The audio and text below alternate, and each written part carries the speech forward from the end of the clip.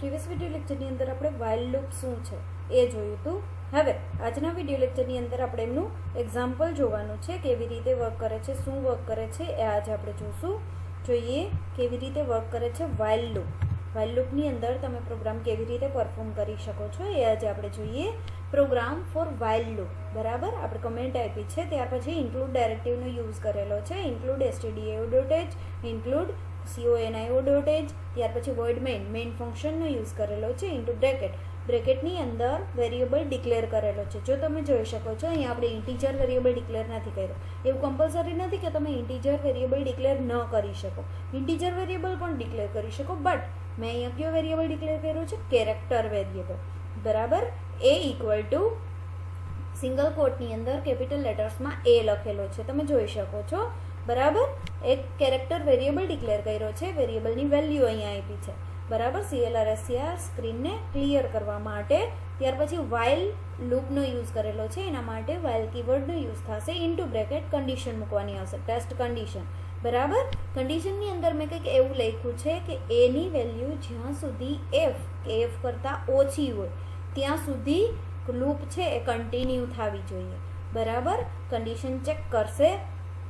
પછી હેલો લખેલું છે, %c નો યુઝ કર્યો છે. શું કામે? કેમ કે આપણે કેરેક્ટર વેરિયેબલ લીધો છે, એટલે જો મેં અહીંયા ઇન્ટીજર વેરિયેબલ લીધો હોત તો અહીંયા શું આવત? તો %d આવત, બરાબર. પછી એની વેલ્યુ પ્રિન્ટ કરાવી છે. અહીંયા ઇન્ક્રીમેન્ટ ડિક્રીમેન્ટ આપણે જોયું હતું આગળ કે કાઉન્ટર વેરિયેબલ છે એને ઇન્ક્રીઝ કે ડિક્રીઝ કરવામાં આવશે. તેના માટે મેં a++ નો યુઝ કરેલો છે, તમે જોઈ શકો છો. હવે ગેટ ch કરેલું છે. જો અહીંયા વાઇલની અંદર તમારે એક જ સ્ટેટમેન્ટ લખવું હોય તો તમારે આ ટાઈપના કર્લી બ્રેકેટ કરવાની રિક્વાયરમેન્ટ રહેશે નહીં. બટ આપણે શું કરવું છે? આપણે બે અલગ અલગ સ્ટેટમેન્ટ લખવા છે, એટલે આપણે કર્લી બ્રેકેટ કરવાની જરૂર પડશે, બરાબર. તો આ રીતે વાઇલ લૂપનો પ્રોગ્રામ થશે, જેમાં પહેલાં કન્ડિશન ચેક થશે અને જો કન્ડિશન સાચી હશે તો જ સ્ટેટમેન્ટ પ્રિન્ટ થશે, અધરવાઇઝ સ્ટેટમેન્ટ પ્રિન્ટ થશે નહીં, બરાબર. પ્રોગ્રામને રન કરીએ. જો તમે જોઈ શકો છો અહીંયા ABCDEF આ રીતે પ્રિન્ટ થાય છે, બરાબર. અહીંયા મેં F સુધી પ્રિન્ટ કરાવ્યું છે એટલે, બરાબર. ઇનકેસ મારે કંઈક એવું કરવું છે કે મારે આખી ABCD પ્રિન્ટ કરાવી છે, Z સુધી પ્રિન્ટ કરાવવું છે, તો શું થશે જોઈએ.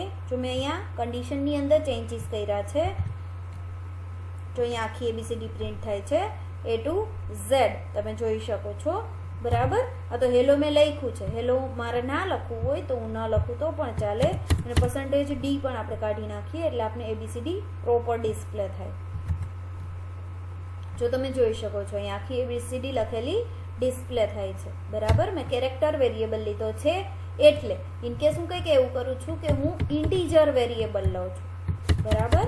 ઇનકેસ હું અહીંયા લખું છું ઇન્ટીજર a = 0, બરાબર. તો આવા ટાઈમે શું થશે જોઈએ. કન્ડિશનની અંદર માઇનર એવો ચેન્જ કરું છું અને અહીંયા %c ના બદલે લખું છું %d. તમે જોઈ શકો છો કેટલી જગ્યાએ ચેન્જ કર્યો છે. પ્રોગ્રામને રન કરીએ. જો અહીંયા શું ડિસ્પ્લે થાય છે? 1 to 10 નંબર પ્રિન્ટ થાય છે. 1 2 3 4 5 6 7 8 9 10. ઓકે, અહીંયા 0 આપ્યું છે એટલે 0 થી સ્ટાર્ટ થાય છે. ઇનકેસ હું અહીંયા 1 આપીશ તો ક્યાંથી સ્ટાર્ટ થશે? તો 1 થી સ્ટાર્ટ થશે, બરાબર. અહીંયા એની વેલ્યુ જે કાઉન્ટર વેરિયેબલની વેલ્યુ છે એ સ્ટાર્ટિંગ વેલ્યુ કહેવાશે. તમે કાઉન્ટર વેરિયેબલની અંદર જેટલી વેલ્યુ આપશો ત્યાંથી એ કાઉન્ટ કરવાનું સ્ટાર્ટ કરશે, તમે જોઈ શકો છો, બરાબર. મેં અહીંયા 10 લખ્યા છે એટલે 10 સુધી ડિસ્પ્લે થયા. 100 લખીશ તો ક્યાં સુધી નંબર ડિસ્પ્લે થશે? 100 સુધી નંબર ડિસ્પ્લે થશે, બરાબર. તમે જોઈ શકો છો. તો આ રીતે તમે વાઇલ લૂપનો યુઝ કરી શકો છો.